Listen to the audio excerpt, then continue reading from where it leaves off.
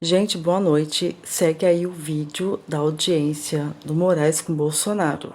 Espero que vocês se divirtam assim como eu me diverti, que Bolsonaro se saiu muito bem, inclusive brincou com Moraes, convidou ele para poder ser o vice dele na presidência de 2026. Eu achei bem positiva essa audiência e espero que dê bons frutos. O vídeo não está completo, porque iria ficar um vídeo muito longo, porque a audiência foi de muito tempo. Espero que você goste mesmo assim desse vídeo. Se inscreve no canal e deixa seu like. A seguir o vídeo. Falava que estava acontecendo. Foi um movimento que surpreendeu a todo mundo pelo volume de pessoas, certo? E aí, a minha opinião particular, era melhor o pessoal ficar lá do que vir aqui para a região da Esplanada. Agora, uma coisa que me causa surpresa é que o presidente que assumiu, ele poderia, dia 2, dia 3, ter tomado providência para desmobilizar o acampamento. Se bem que informações de outros testemunhas, de outros processos, inclusive acompanho parte a CPI da Câmara Distrital, quarta e quinta-feira não tinha quase ninguém mais no acampamento, 200 pessoas no máximo, e a tendência era acabar. E, curiosamente, na quinta para sexta começou aí uma convocação nas mídias sociais para vir a Brasília.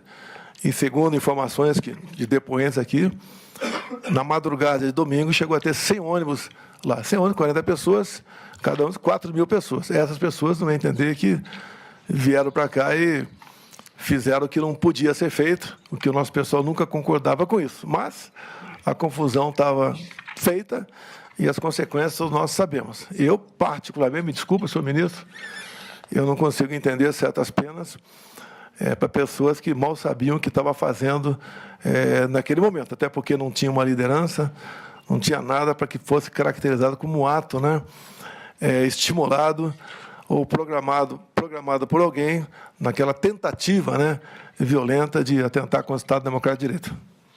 O senhor teve algum contato com o caminhoneiro Lucas Durlo? Não lembro desse nome. Pode até aparecer uma fotografia minha dele por aí, mas não tenho a menor ideia quem seja essa pessoa. O senhor se recorda se o general Mário Fernandes pediu ao senhor para uma intervenção a favor desse caminhoneiro que era proprietário de caminhões e estava nos acampamentos? Olha, meu contato com o Mário Fernandes é muito pouco. Ele estava subordinado ao ministro Ramos, né, e foi algumas vezes lá no Alvorada. Não quer dizer que vai na Alvorada, conversa comigo. Ali passou. Se eu tivesse cumprido o expediente sem ele vipela na presidência, nada disso teria acontecido. Geral da República, doutor Paulo Bonet, os advogados aqui presentes e todos que assistem essa sessão. Senhor presidente, queria fazer primeiro uma observação. Na época que o ex-presidente Bolsonaro já estava numa campanha ostensiva, eu recebi no meu gabinete várias pessoas que pleiteavam esse voto impresso. E, inclusive, um advogado que veio a falecer, doutor Gustavo Bebiano, que esteve lá comigo e perguntou, tal como você recebe essas comissões, que uma delas era até capitaneada pela senhora Biaquis, o senhor receberia o ex-presidente, na época o senhor era candidato, né, Bolsonaro? Eu falei, não tem problema nenhum. Então o senhor foi lá e reiterou esse seu desejo de que o voto fosse impresso. Sucede que eu lhe disse na época, divulguei, que era absolutamente impossível naquele momento a gente conseguir uma máquina tão aperfeiçoada que pudesse expedir o voto impresso. Mas mesmo assim que nós faríamos o esforço. Nós fizemos o esforço, nós fizemos a licitação, mas infelizmente na antevéspera da eleição o Supremo Tribunal Federal liberou o processo declarando a inconstitucionalidade do voto impresso, porque ela permitiria identificar o eleitor. Era só o eleitor levar lá para quem pediu que ele votasse. Sem prejuízo, ministro Alexandre, nós fizemos a licitação. Não de tudo, nós não tínhamos nem condições financeiras, era muito dinheiro, muito caro. Fizemos a licitação, a empresa ganhou. E nesse término veio a decisão do Supremo declarando constitucional voto impresso, por força de que o voto seria secreto, porque ele poderia mostrar quem votou. Essa licitação houve, nós tivemos que fazer, tivemos que abortar essa licitação, e já depois, na presidência do ministro Barroso, se não me falha a memória, tiveram que fazer uma composição de indenização, porque a empresa já havia comprado os equipamentos.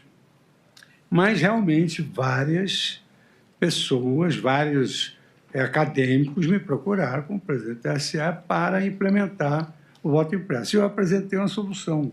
Eu disse, 1 hora antes da eleição, os senhores podem colocar um equipamento ali na urna para saber se ela está vazia, se ela não tem nenhuma fraude, 1 hora antes, depois realiza essa eleição. Era o possível, na época, diante da decisão do Supremo Tribunal Federal. Mas era realmente uma pretensão sua de se instalar esse voto impresso. E assim como eu recebi com o Gustavo Bebiano, eu recebi a deputada Bia Kicis em companhia de vários cientistas que foram explicar. Então, esses são os esclarecimentos sobre a sua ida ao TSE. O senhor foi levado pelo Gustavo Bebiano. Agora, aqui, pelo que o senhor aduziu aí, e pelo que nós já ouvimos, houve uma reunião que o senhor eventualmente escorregou no vocabulário e ofendeu autoridades, dizendo que receberiam dinheiro, enfim. Eu queria perguntar ao senhor se essa reunião foi divulgada ou grampeada. Foi grampeada. Que desde quando o episódio do Sérgio Moro, que ele falou que aquela reunião ministerial era prova de que eu interferia na PF, e depois o ministro... Eu não tinha obrigação de... Eu entendo que não é uma reunião como há numa Câmara de deputados ou vereadores, né? Uma reunião reservada nossa. Eu pegava a reunião, a gravação, os melhores momentos para transformar em cortes. E quando houve essa denúncia do Sérgio Moro, que nós interferimos na PF por ali, era a prova daquilo, eu tinha o HD, que é o pendrive, nas mãos, podia ter sumido com ele, mas resolvi entregá-lo. Podia até falar, já destruí, entreguei. Fiz apenas um pedido para ele que 30, 40 segundos, por uma questão de política externa, não divulgar. Hoje eu posso até falar o que era 30, 40 segundos aqui, se eu tiver alguma curiosidade aqui. Tá? E o resto divulgar. E ele divulgou. E tinha ali contado 29 palavrões, tá? Quase 30, tá?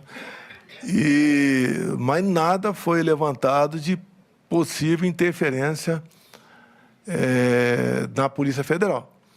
Então, essas reuniões nossas tinham essa marca, né? Que, a partir dali, eu falei, ninguém vai gravar mais nada. Alguém gravou essa reunião, que alguns apelidaram de reunião do golpe, como eu disse, né, 20, 30 pessoas com cartaz na frente, total mais de 40 pessoas, ninguém vai pensar em conspirar dessa forma. E eu sempre carreguei no linguajar. Eu tento me controlar, tenho melhorado bastante, acredito se quiser, tenho melhorado bastante o meu vocabulário, mas eu acho que com 70 anos é difícil mudar muita coisa, né? Estou tentando sempre policiar e eu peço desculpa se eu ofendi alguém, se bem que eu falei, não vou dizer que aconteceu. Agora, lamentavelmente, alguém gravou essa reunião e depois eu não sei onde foi descoberta essa reunião, não aparece quem foi descoberta essa reunião, de modo que ela tornou-se pública. O ministro Alexandre já esgotou algumas perguntas, mas eu gostaria de saber o seguinte: o senhor, em alguma oportunidade dessas reuniões, recebeu voz de prisão de algum general? Não, senhor. As Forças Armadas sempre primaram pela disciplina, pela hierarquia. Então, aquilo falado pelo brigadeiro Batista Júnior não procede. Tanto é que foi desmentido pelo próprio comandante do Exército. Se dependesse de alguém diferente para levar avante um plano ridículo desse, teria trocado o comandante da aeronáutica. Ninguém trocou o comando de ninguém. Todos foram até o final. E ninguém procurou para trocar comando também, não. Não existia isso. Agora, houve, no meu entender, um exagero por parte do Brigadeiro Batista Júnior, que o que eu entendi dele, né, é que estava comigo quando era presidente. Quando perdeu o mandato, ele já estava procurando uma acomodação em outro lugar. E agora, por fim, senhor presidente, ficou assentado que o senhor não assinou o documento que se alega. Eu queria saber se o senhor consultou alguém antes de ter essa manifestação de não assinar. O senhor consultou alguém do Conselho de Defesa ou do Conselho da República? Não, senhor, conforme prevê a Constituição, né, a defesa e o sítio, o primeiro passo é convocar os conselhos. Digo a Vossa Excelência, em 2019, não foi convocar, eu convidei, o Pacheco e o Rodrigo Maia, e estava discutindo uma possibilidade de nós vencermos obstáculos para o União de Tucuruí, porque Roraima é um estado ainda isolado, né? Dependia da energia da hidrelétrica de Guri, na Venezuela, que entrava em pane o tempo todo, e, por nosso lado, não tinha como a gente vencer o obstáculo, estava o trabalho de ONGs, parte da MP, para a gente construir uma união paralela à rodovia Manaus-Boa Vista, uma coisa que não consegue entender. Então, convidei os dois e falei da possibilidade, se tínhamos algum embasamento para o estado de defesa, para a gente poder construir a união lá de Tucuruí. Eu lembro que o Rodrigo Maia ficou mais contra do que quando meio, o Pacheco ficou mais meio do que contra, e ali, nessa discussão com pessoas, graças a Deus, competentes do nosso lado, chegamos à conclusão que não era o caso levar avante a questão do estado de defesa. Mas, se fosse tomar essa providência, né, é um decreto presidencial, mas o primeiro passo, de qualquer maneira, é convocação dos dois conselhos para a gente dar, então, o primeiro passo. Alguns acham que só foi cogitado. Não foi cogitado. Até porque é algo constitucional, defesa e sítio, e, não, como Vossa Excelência bem perguntou para mim agora, não houve a convocação dos conselhos. Então, nada a gente podia fazer. Satisfeito. Agradeço ao ministro Fux. Eu passo a palavra ao Procurador-Geral da República. Muito obrigado, senhor presidente. Eu renovo os cumprimentos a todos, especialmente ao senhor Bolsonaro e os seus ilustres patronos. Senhor relator, a minha primeira indagação para o senhor Bolsonaro é o seguinte: quando daquela live de 29 de julho de 2021, as pesquisas de opinião já mostravam uma queda de popularidade do governo que ele liderava. E, nesse momento, também começaram a ser intensificados os ataques ao processo eleitoral. Eu gostaria de saber do senhor Bolsonaro se é possível extrair uma relação de causa e efeito entre esses fenômenos. Por favor. Senhor procurador, eu não falo a palavra ataque, me desculpa, né? São críticas, como vi aqui, crítica do então candidato Flávio Dino, tá? Carlos Lupe, Brizola, Zé Disseu e tantos outros parlamentares. Então, a crítica, no meu entender, está longe de ser um ataque. A imprensa gosta de usar a palavra ataque quando está meu nome ali no balcão. Então, respeitosamente, eu refuto a palavra ataque. Críticas, no meu entender, no Estado Democrático de Direito, são bem-vindas. Mas a pergunta do doutor Procurador-Geral, chame de ataque ou crítica, se o senhor vê relação entre queda nas pesquisas eleitorais e o aumento de críticas à justiça eleitoral. Olha, o que eu vejo, né, que está num crescente, até eu acredito que a justiça eleitoral deve ter uma iniciativa, porque a desconfiança não começou comigo, começou com o Brizola lá nos anos 90, passou por Flávio Dino, uma crítica realmente bastante contundente em 2012, entre outras pessoas que criticam essa forma de votação.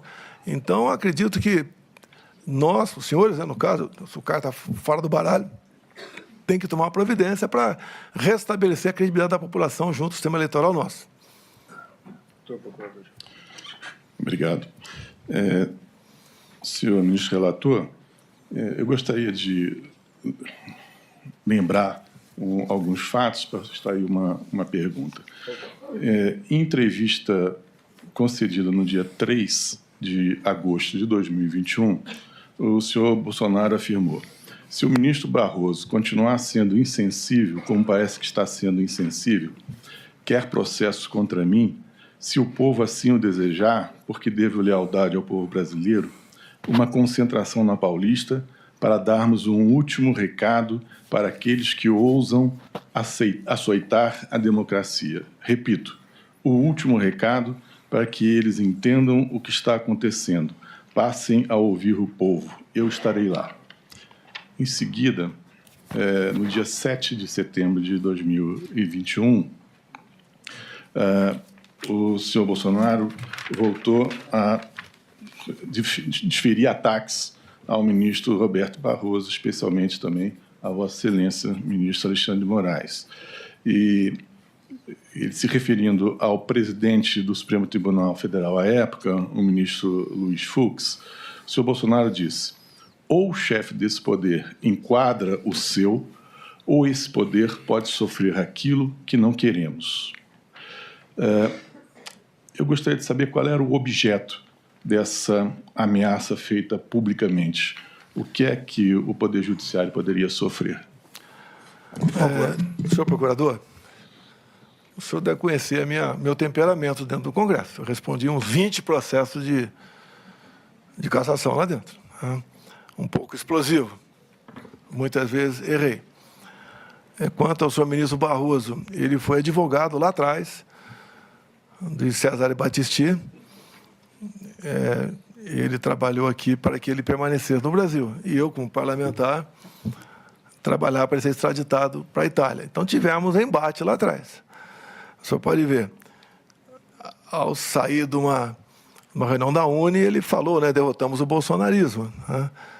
A gente tem algo pessoal entre nós dois. Assim, eu relevo muita coisa, parece que ele não marcou isso aí, não me esquece. Então, esse atrito com o então advogado Barroso vem lá de trás. Não tem nenhuma ameaça a nenhum poder. O senhor nunca viu tomando nenhuma providência contra um poder sequer da República. Nenhum. Nada. Fecha isso, fecha aquilo, zero. Desabafei muitas vezes porque eu entendi que certas decisões, a gente tem que respeitar, tem que cumprir, mas eu reagi a essas decisões. Não existia nada de concreto para ser feito contra o Poder Judiciário, no caso, como Vossa Excelência falou agora há pouco. Senhor procurador. Após a proclamação do resultado das urnas nas eleições de 22, senhor ministro relator, houve notórias convocações populares em redes sociais de um levante contra o estado de intervenção militar, medidas de exceção, isso deu lugar a fechamento de rodovias em diversos pontos do país, a instalação de acampamentos de pessoas clamando por intervenção militar, quer dizer, golpe de Estado, e às portas das unidades militares. Eu gostaria de saber do senhor Bolsonaro como ele viu esse cenário, por que ele não desmobilizou imediatamente essas ações que questionavam os resultados das urnas, postulando providências contrárias à normalidade constitucional? Por favor.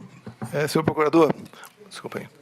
Tão logo as eleições se acabaram, começou-se um movimento muito forte pelo Brasil. E o mais forte foi dos caminhoneiros.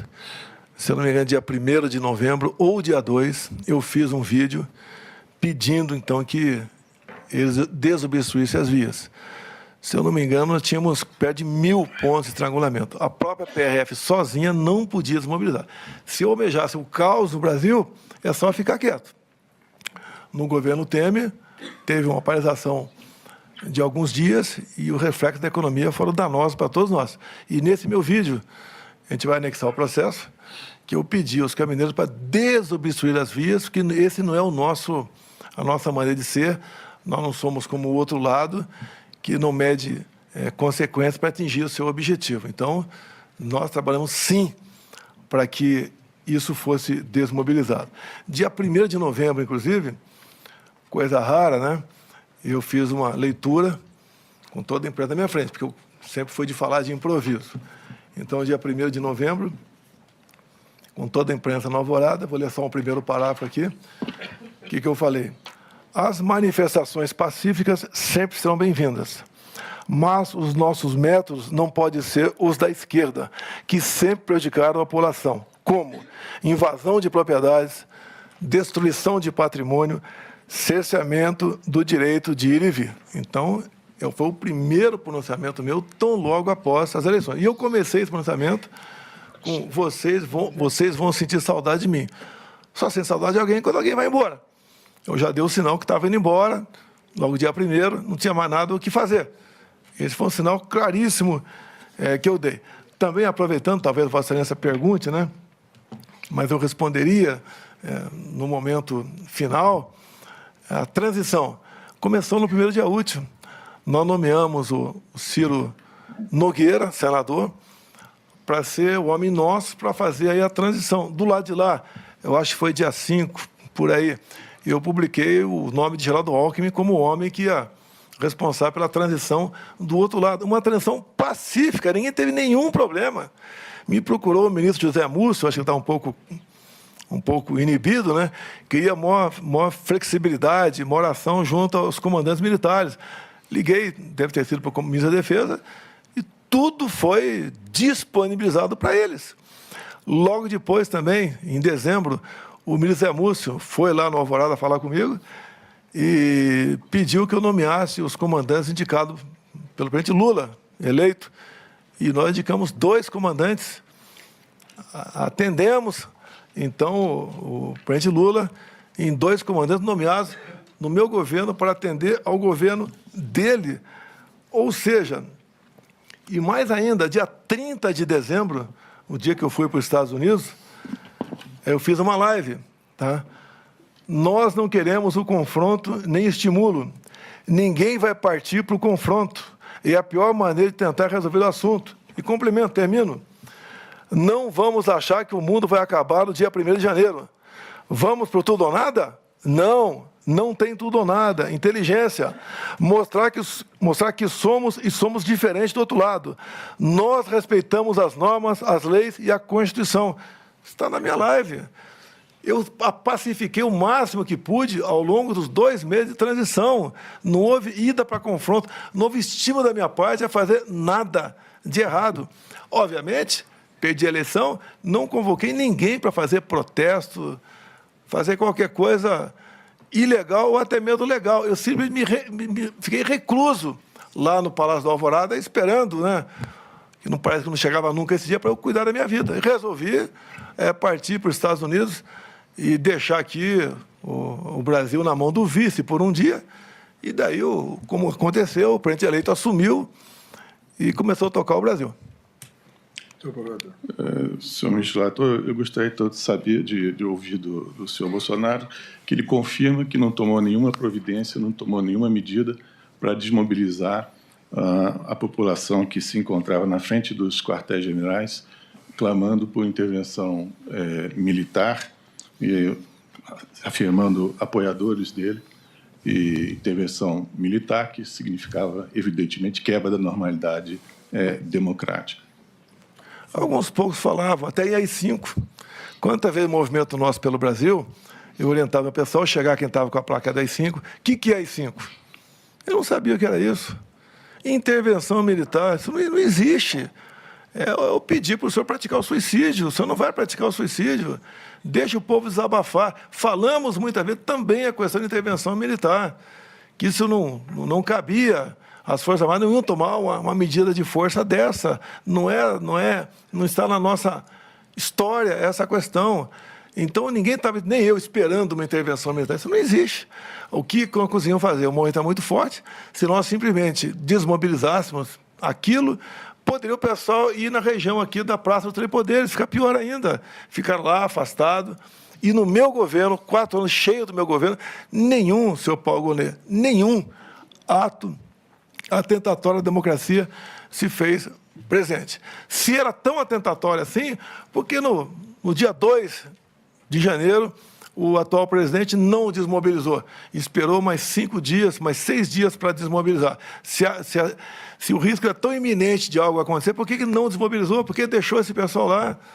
Agora, como já disse aqui, quarta, quinta-feira, que antecedeu o de janeiro, tinha em torno de 300 pessoas ou menos aqui em frente ao Forte da Paz. Já chegou a ter mais de 20 mil pessoas ali. Ou seja, tudo estava se acabando, tudo conforme nós planejamos, tudo voltando para a normalidade. E, infelizmente, eu não sei porque a Polícia Federal não apurou, quem convocou essas pessoas, em especial de outros estados, para vir aqui no dia 8 de janeiro. No meu entender, não tinha dificuldade de descobrir quem convocou, né? E saber como aquilo aconteceu. Essas pessoas foram embora, voltaram aos seus ônibus, foram embora, deixou o pessoal que estava lá, já acampado lá, sofrendo as consequências, que, no meu entender, a grande maioria sequer esteve próximo do prédio Três Poderes, que, inclusive, nós repudiamos essa questão. Eu lembro muito bem, no dia 8 de janeiro, desde o dia 7 estava passando mal, o bicho intestinal, que é uma coisa que vai num crescente. Dia 8, passei mal pra caramba, e dei uma tuitada, às 9h17 da noite, dos Estados Unidos. Manifestações pacíficas, na forma da lei, fazem parte da democracia. Contudo, depredações e invasões de prédios públicos, como ocorrido no dia de hoje, assim como os praticados pela esquerda em 2013 e 2017, fogem à regra. Nós repudiamos tudo isso aí.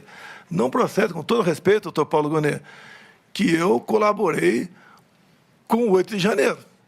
Não, se você pegar, pelo que fiquei sabendo, Polícia Federal, telefones, pegaram 2 telefones meus, gente do meu lado, mais de 1.000 aparelhos recolhidos, não tem nada meu ali, estimulando aquela baderna que nós repudiamos, que nós nunca fizemos isso ao longo dos nossos 4 anos. Este pessoal conservador é um pessoal um pouco diferente de outra parte da sociedade. E eu me orgulho desse pessoal que reaprendeu a amar a bandeira, a cantar nacional, a respeitar a família, a respeitar a criança em sala de aula, a acreditar no seu país.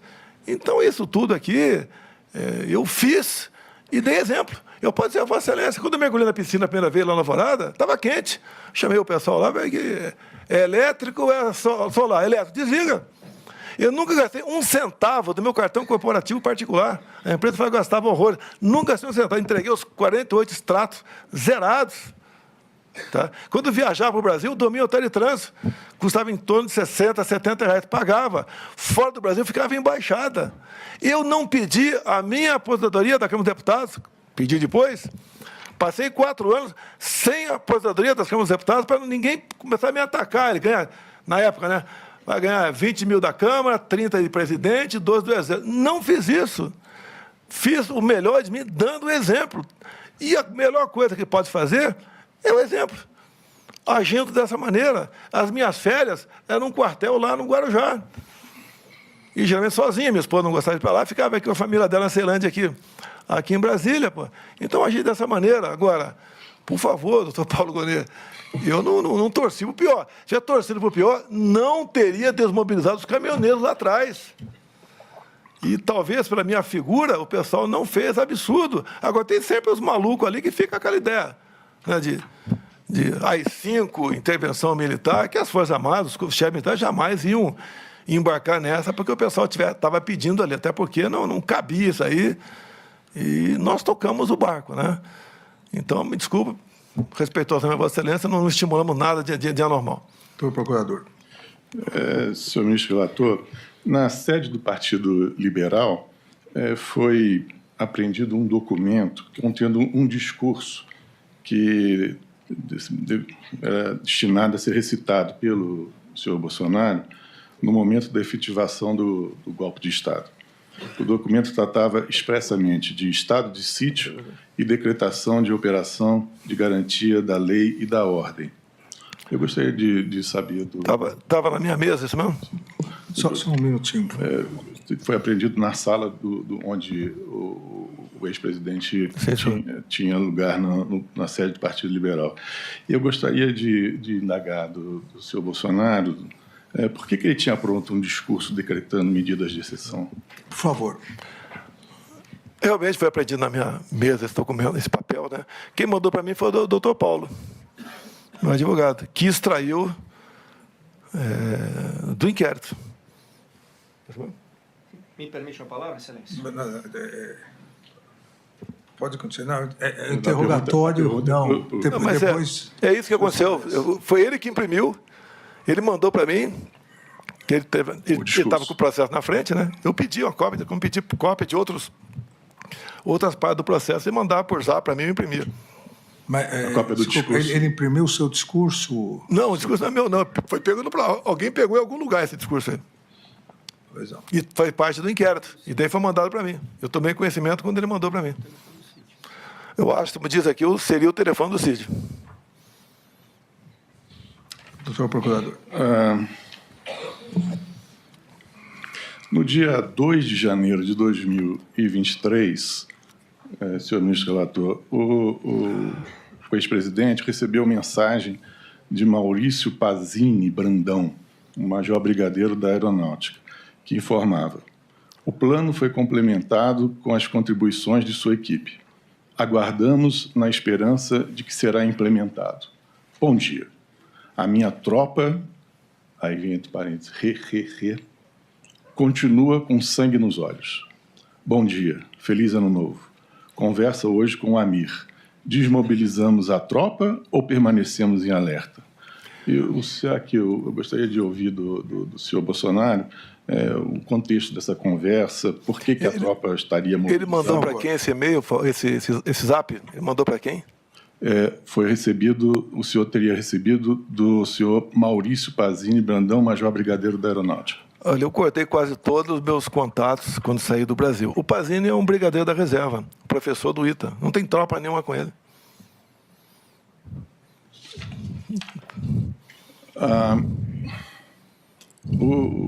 Eu me desconheço de ter recebido.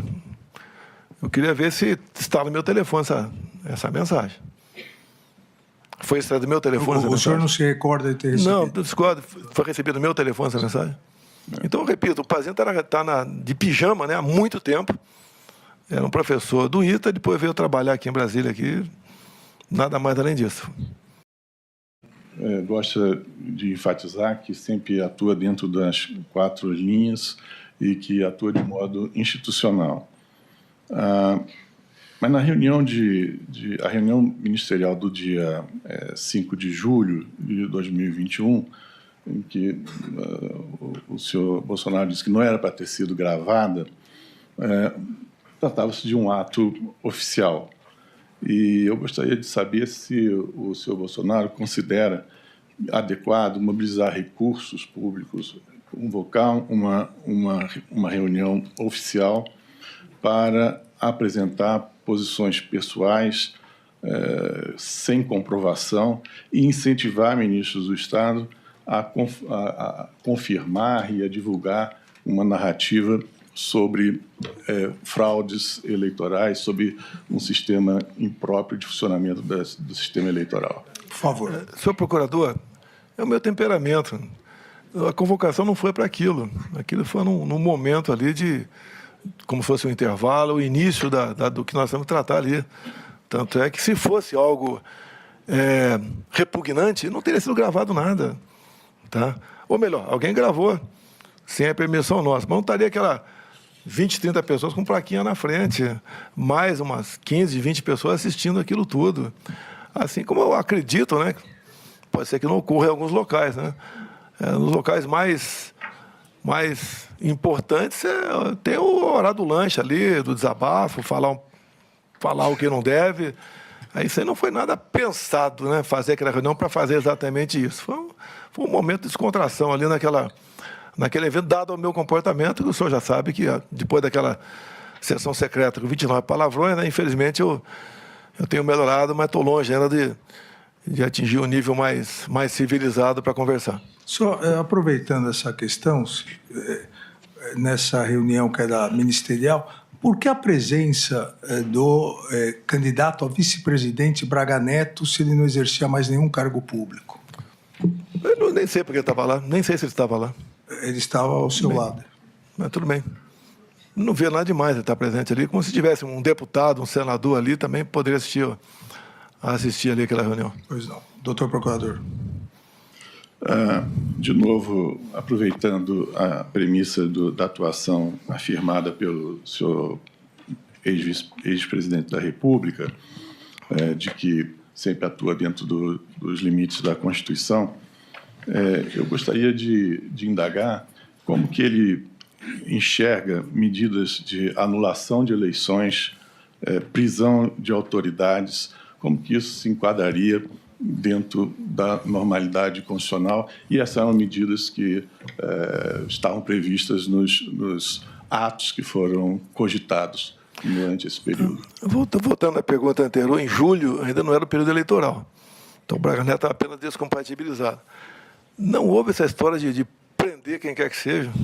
Tá? E nós voltamos para a Constituição, que é a nossa base, quando entendemos que não podíamos fazer mais nada no TSE, tendo de vista o valor da multa. Eu desconheço até no Brasil aqui qual advogado que peticionou alguém e cujo cliente foi multado.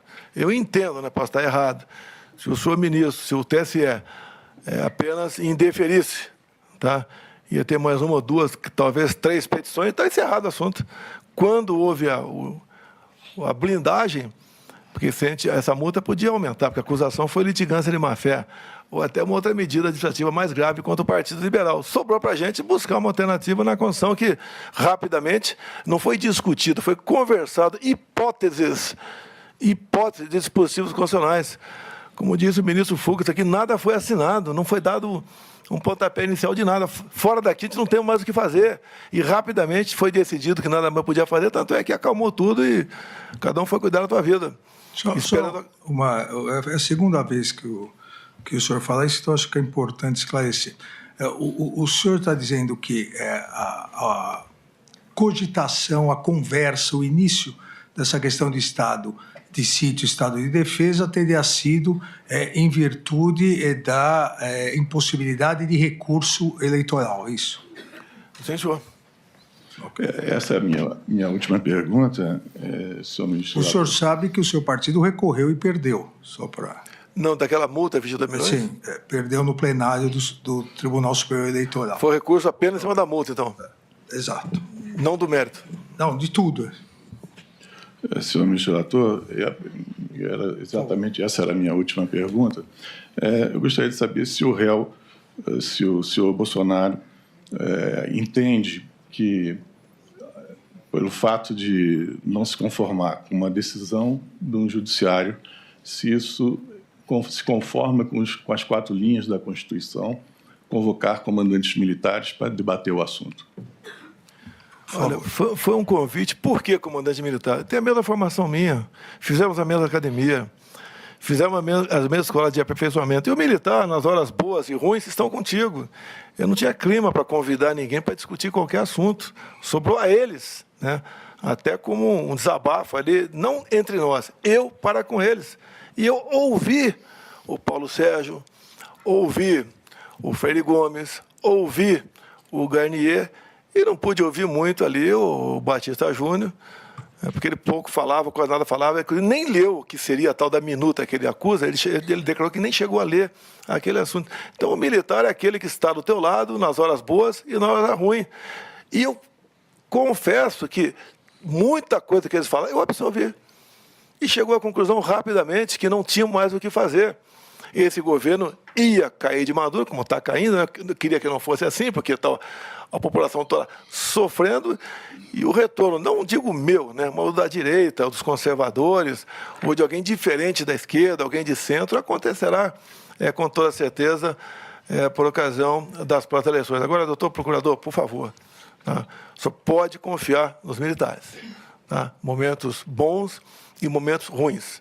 E eu reforço, ao ir conversar com eles, o objetivo é, dada a nossa formação, o respeito e a consideração que existe entre nós, tanto é que eu nunca tratei um comandante de força ou um ministro da defesa como superior, sempre o tratei com a mais alta dignidade e respeito, Isso aí nos fez aqui conversar sobre um assunto que, desde a primeira reunião, já sabia que não podia dar em nada, mas apenas conversamos a título da minha parte, como um desabafo. Doutor Procurador. É só isso, obrigado. Agradeço. Eu passo a palavra agora ao advogado do réu colaborador, doutor César Bittencourt, ou doutor Jair Alves Pereira. Boa tarde, ministro. Boa tarde. Cumprimentando Vossa Excelência, cumprimento todos. Se o ex-presidente Bolsonaro pode informar, ministro, se ele sabe como é que o Mauro Cid foi designado para ser seu ajudante de ordens? Qual o critério que levou o Mauro Cid a ser seu ajudante de ordens? Por favor. Eu pediria só que o réu colaborador sentasse ao lado do advogado, por favor. Sim, mesmo assim. Vamos lá. Fique Não um só, advogado, por favor. não só o presidente, como o vice-presidente tem direito a 4 ajudantes de ordem. Eu sei que o ajudante de ordem do general Mourão, ele que escolheu. Eu, quando cheguei na presidência, os comandantes militares enviaram para servir comigo o total de 4 ajudantes de ordem. 2 do Exército, 1 da Marinha e 1 da Aeronáutica. E eu não questionei e aceitei. E, no meu entender, foi um bom relacionamento, um bom assessoramento que eu tive por parte desses 4 ao longo dos 4 anos. Mais alguma coisa, doutor? Então, a indicação não é política, então, ministro, é isso que o ex-presidente falou?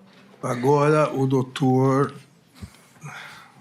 Celso Vilardi, doutor Amador, por favor. Boa tarde, não. Boa tarde. Ixi. Alô? Agora sim. Ministro, eu queria perguntar se o presidente teve conhecimento do chamado Plano Punhal Verde e Amarelo, do Plano Copa 22 ou Operação Luneta. Por favor. Todos esses planos eu tive conhecimento por intermédio da imprensa. Alguém, seja o general Fernandes, seja qualquer outra pessoa da militar ou não, civil ou militar, que esteve com o senhor, em algum momento trouxe ao senhor alguma informação a respeito de um plano que envolvesse morte de autoridades? Não. Nenhuma oportunidade de alguém propôs isso aí. Até tivesse proposto, seria, no meu entender, rechaçado e tomaria as providências de imediato.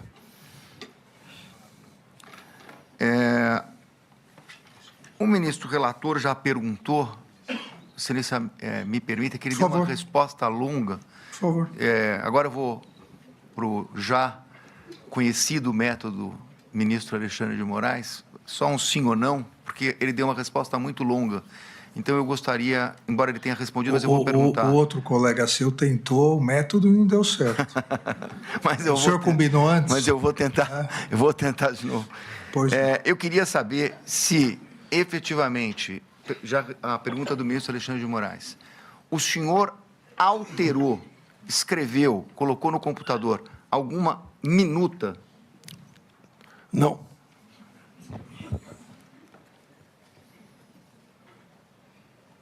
Também uma outra pergunta que já foi feita pelo ministro, mas eu queria só colocar também por uma conta de uma resposta longa. O senhor soube que o general Heleno estava numa comemoração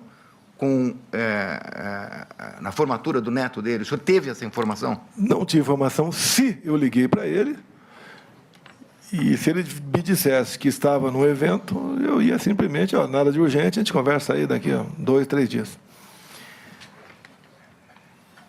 Eu queria que o senhor, embora já tenha citado, acho que até numa resposta para o eminente procurador, doutor Paulo Gonet, eu queria que o senhor esclarecesse, em maiores detalhes, a conversa que o senhor teve com o ministro Múcio quando ele foi nomeado ministro da Defesa. O que ele telefonou, o que ele pediu e o que o senhor fez? Ele foi pessoalmente no Alvorada, conversamos por 1 hora aproximadamente, algumas coisas reservadas, obviamente.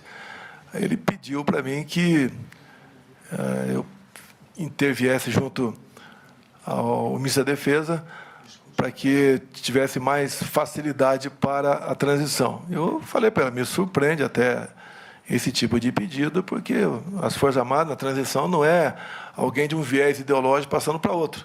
É que, geralmente, uma pessoa está passando para um colega de turma teu ou algum contemporâneo meu da academia. Mas fizemos o contato e, depois, no programa Roda Viva, o próprio ministro Zé Múcio tocou nesse assunto e falou que, depois dessa ida dele lá no Alvorada, o trabalho foi bastante facilitado. Eu queria perguntar o seguinte, ainda a respeito desse tema. Quando o senhor autorizou, então, provavelmente o ministro da Defesa, a conversar com os militares, o senhor teve ciência, antecipadamente, que os comandantes estavam antecipando as transmissões de cargo? Isso é automático. Quando você pega, o comandante do Exército está saindo, por exemplo. Geralmente, o futuro comandante é um dos 3 mais antigos do alto comando. Não é essa a minha pergunta, ministro. O método sim ou não funcionou. Não. O senhor também. A minha pergunta é, se o senhor teve conhecimento durante o mês de dezembro que iria ter uma antecipação da transmissão, ou seja, que os nomeados pelo presidente Lula iriam assumir antes de janeiro. Sim, não só sim, como realmente assumiram, sem nenhum problema. Foi publicado em DO a exoneração do meu comandante e a nomeação do futuro comandante.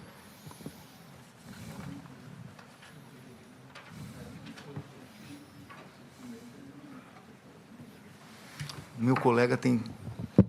Por favor. Boa tarde, senhor. Boa tarde, senhor ministro relator, ministro Fux, Procurador-Geral da República, boa tarde a todos. Eu tenho apenas 2 questões aqui. Pois não.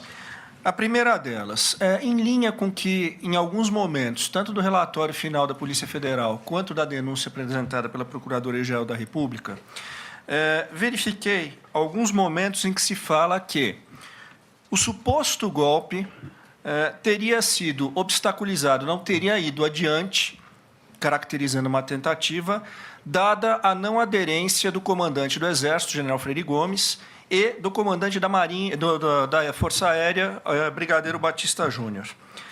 Eu gostaria de perguntar, e partindo desta hipótese, ressaltando que simplesmente é uma hipótese como colocado na denúncia, se o depoente quisesse substituir esses 2 militares, qual seria o procedimento? Haveria alguma dificuldade em nomear alguém que fosse supostamente simpático a algum plano golpista? Eu não tinha esse objetivo, mas se tivesse, a coisa mais simples. No Diário Oficial, no dia seguinte, a respectiva troca, coisa que não foi sequer cogitada, porque descartamos de plano a possibilidade de usarmos qualquer hipótese prevista na condição. Muito bem. Uma segunda pergunta que não tem qualquer correlação com a primeira, mas surgiu o nome aqui durante a indagação do hacker, o senhor Walter Delgatti. Pergunta ao depoente, o senhor processou o hacker pelo crime de calúnia? Processamos, e mais do que isso, foi condenado criminalmente. Não é isso? Foi condenado criminalmente. Ok. Só isso, senhor ministro. Encerrado. Agradeço aos doutores. Doutor Paulo Renato Garcia Sintra Pinto. Boa tarde, excelência. Não, defesa não tem perguntas. Doutor Demóstenes Torres. Sem perguntas, excelência. Doutor Elmar Novak. Excelência, já gastei meu estoque de questionamento. Muito obrigado. Doutor Matheus Milanês. Sem perguntas, excelência. Doutor Andreu Fernandes Farias. Doutor Rodrigo Dalacqua. Sim, excelência. O ex-presidente Bolsonaro é acusado na denúncia de chefiar uma suposta organização criminosa responsável pelos atos de 8 de janeiro. Nesse tópico, a denúncia afirma que o general Braga Neto era, abre aspas, quem mantinha contato entre os manifestantes acampados na frente dos quartéis e o presidente da República. Eu indago se é procedente essa afirmação, se de fato o general Braga Neto era o elo entre o presidente e os manifestantes. Por favor. Desconheço que o João Braga Neto tenha tido essa atividade, né? Ele ia 3, 4 vezes por semana, talvez 5 até, lá no Alvorada, porque ele já estava na reserva, era motociclista e dava os seus passeios por Brasília, né? Então, eu desconheço que ele tenha frequentado o acampamento. Doutor. Sobre o brigadeiro Batista Júnior, o ex-presidente Bolsonaro afirmou nesse depoimento que ele estava comigo enquanto era presidente. E após a derrota nas eleições, ele estaria procurando acomodação em outro lugar. A minha pergunta é para que o ex-presidente esclareça essa afirmação. Por favor. É o comportamento dele. Até recentemente, na imprensa aqui, diz que ele teria assinado um contrato com uma empresa, né, do ramo aeronáutico, enquanto o nosso governo, e agora estaria sendo aí consultor dessa imprensa. A matéria da imprensa, não vou dizer se é verdadeira ou não, mas o próprio comportamento dele, as poucas vezes que eu tive com ele, era de louco para ir embora, não quero conversa, não li, não gostei, esse era o comportamento dele. Doutor Dalaco. Satisfeito, excelência. Obrigado. Então, eu agradeço aos doutores Celso Vilardi, doutor Paulo Amador Cunha Bueno, ao depoente ex-presidente Jair Bolsonaro, e nós iremos dar um intervalo de 15 minutos, um pouquinho mais, voltaremos às 17 horas com o interrogatório do réu Paulo Sérgio Nogueira de Oliveira.